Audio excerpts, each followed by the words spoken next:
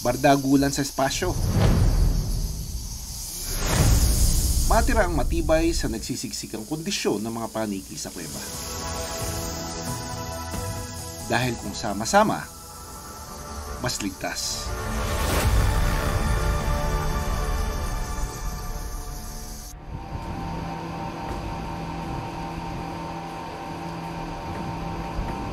Isang oras mula sa Lamitan, narating na rin natin itong Langil, no? Ang ganda pala dito, grabe, oh.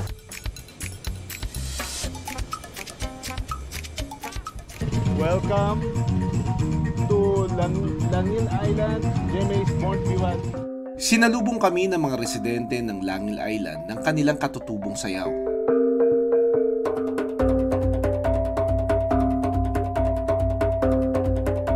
Pero hindi lang kultura ang makulay sa Basilan. Dahil maging ang buhay ilang, nagsusumiksik umano sa rami. Maganda dito, kung walang pupuntang tao dito sa gitna ng dagat para puntahan sila or sadyain sila, hindi sila madidisturb. Sa rami ng fruit bats, halos ulo na lang nila ang makikita.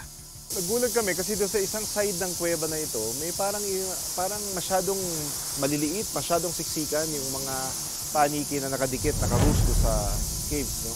Noong una, akala namin parang mga babies. Upon close examination, using the telephoto camera, nakita namin na yung mga siksikan pala na yun are actually adults. This is the first time that we've observed this kind of behavior. Sa sobrang dikit-dikit nila, isang stretch lang ng kanilang kasama, pwede nang mapaalis sa pwesto.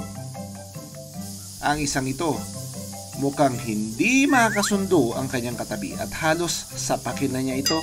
They're just not just fighting for food but also for space. Hindi maiwasan na sa cramped na area kagaya nito, yung nagkakatulakan, nagkakainitan ng ulo, nagkakasuntukan, nag-aaway na sa halos eh.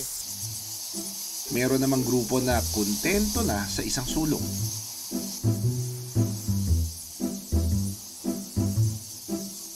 Pero unusual talaga kasi kung ikukumpara mo itong side na to versus yung side na yun, iisipin mo na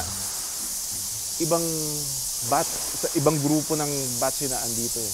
Kasi dito para mas maluluwag sila, mas hiwa-hiwalay. Dito hindi namin alam for whatever reason bakit sila nagsisiksikan. Araw-araw ang bardagulan ng mga paniki. So makikita mo yung mga behavior nila, oh. May isang mga pasaway, kagaya nitong isang ito, na parang tinutulak ng mga kasama niya palabas. Hanggang sa totally bumitaw na ito, lumipad away. Yung isa naman, parang sinisiksik niya yung sarili niya. Ito, parang sinisiksik niya pa yung sarili niya doon sa grupo. Trying to fit in into an already crowded group. Ang pagsisiksika ng mga paniki ay paraan ito para mapanatili ang temperatura sa loob ng kuweba. First come, first serve ang pwesto sa loob nito. Sa gitnang bahagi ng kuweba, bukod sa mataas, may tila harang din na nagsisilbi nitong proteksyon sa iba pang mga hayop. If you're going to observe, ang lawak pa naman ng ibang side, pero doon nila ito sinisiksik. Siguro dahil nako-conserve nila yung energy nila doon because it's warmer and they feel safer kapag magkakasama sila. Sa Pangpang-Kabilaw sa Langil Island, ang bardagulan ng mga paniki nagaganap sa gilid ng kuweba. Dito nagsasama-sama ang malalakas habang ang mahihina kailangang patalsikin sa pwesto.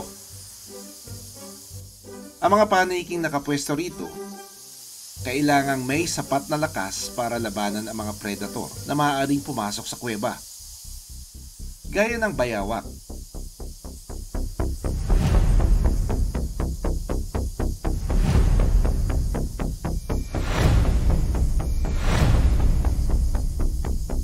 At ibon. Comfort in numbers, ika. May mga bats na malikot talaga. Siguro dahil naiirita sila gawa ng mga insects or parasites sa paligid sa katawan nila. These bats are covered with hair, no? At saka dahil sa pupunta sila sa iba't ibang lugar, nakakakuha sila ng parasites. Pero ang kuweba, malayo man sa mga tao, hindi rin nakaligtas sa basura. So yung mga basura na galing doon sa ibang community, sa ibang mga isla na dadala dito. Kung tutuusin, maswerte pa ang kuwebang ito dahil hindi pa ito nasisira. At marami pang pag-aaral ang pwedeng magawa rito, ayon kay Doc Aloy Duya, isang mammalogist. Fruit bats naman, madalang sila pumasok sa yung malalalim na caves. Usually, nasa entrance, near entrances lang yan sila. Proper yung waste management system that we need to improve. Sa Pilipinas, 40 sa 78 species ng paniki ay cave dwellers o nakatira sa kuweba. 37% naman ng mga kuweba sa Pilipinas ay protektado gaya ng Biak na Bato National Park sa Luzon. Habang ang iba naman, ginawang bat sanctuary tulad ng Montfort Cave sa Samal Island. Sa ngayon, wala pang masusing pag-aaral na ginagawa sa kuweba at mga paniki na aming naidokumento sa basilan. Sa ginanap na Bat Conference sa Vietnam noong nakaraang taon, pagkasira ng kagubatan at poaching ang ilan sa mga naitalang banta sa bilang ng mga paniki sa wild. Gaya na lang ng nangyari sa Biak na Bato National Park taong 2021, kung saan nakuha sa mga poacher ang mahigit 6,000 paniki. Balak nila itong ibenta bilang pagkain. Itong mga tao nito, dito pa dumayo. Taga dito din po. Taga dito rin sila. Within the barangay. Ang mga nahuling poacher sinampahan ng kasong paglabag sa Wildlife Act. Kung magtutuloy-tuloy ito sa paghahanap ng bagong tirahan at pagkain, posibleng sumiksik na ang mga paniki sa bahay ng mga tao. Sa Nueva Ecija, ang kapitbahay ni Grace, mga paniki. Ang mga dingding sa labas ng kanilang bahay, tinambayan na. At mukhang balak pang maging forever ang pagtira. Ang dami na nila dito. Naamoy ko na yung amoy ng mga guano. Nauna raw itong nanirahan sa may simbahan. Hanggang sa unti-unting naglipatan sa kanilang lugar. Kamusta yung living with bats? Nasa amin na lang po, sa dami po nung in-spray yan eh. Hindi, aalis lang po sila pero pagkayari nung spray, babalik na. Hindi nila alam ang eksaktong dahilan sa paglipat ng mga paniki sa kanilang lugar. Pero isa lang ang sigurado, kailangan din ito ng matutuluyan. Mapatao man o mapabuhay ilang, lahat tayo dapat may espasyo para magpahinga, maging ligtas at malaya. Komunidad, bundok o karagatan man, mahalagang mapangalagaan.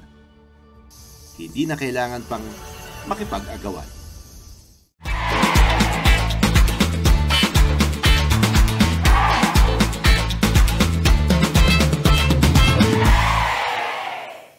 Maraming salamat sa panonood ng Born to be Wild. Para sa iba pang kwento tungkol sa ating kalikasan, mag-subscribe na sa GMA Public Affairs YouTube channel.